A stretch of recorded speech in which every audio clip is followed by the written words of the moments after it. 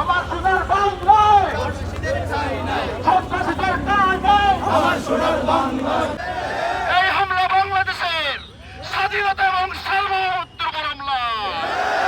আমরা ভেবেছিলাম জুলাই গণঅভ্যুত্থান পরবর্তী সময়ে বাংলাদেশে একটি স্থিতিশীল পরিবেশ বজায় থাকবে, কিন্তু খুনি হাসিনা বাংলাদেশ থেকে ভারতে পালিয়ে যাওয়ার পর থেকে আমরা দেখছি বাংলাদেশে গুপ্ত হামলার রাজ্য তৈরি করেছে তারা।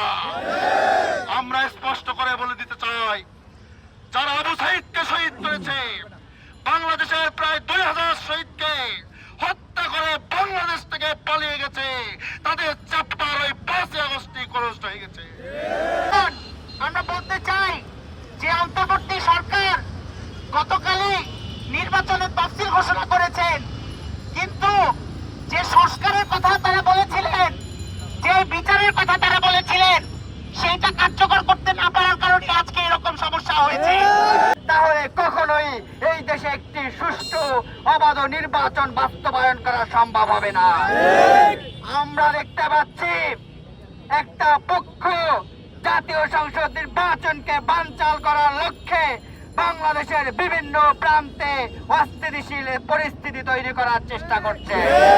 এই সন্ত্রাসীদের বিষটা তুলে দিতে হবে, চিরতরে তাদেরকে পৃথিবীর মানচিত্র থেকে, পৃথিবীর মাটি থেকে মুছে দিতে হবে।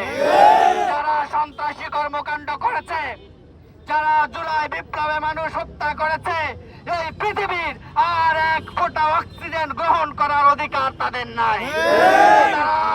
আমাদের দাবি স্পষ্ট, ওসমান হাদির বিরুদ্ধে যারা হামলা করেছে তাদের বিচার নিশ্চিত করলেই হবে না, বরং তাদের সকল শক্তি নিশ্চিহ্ন করে দিতে হবে।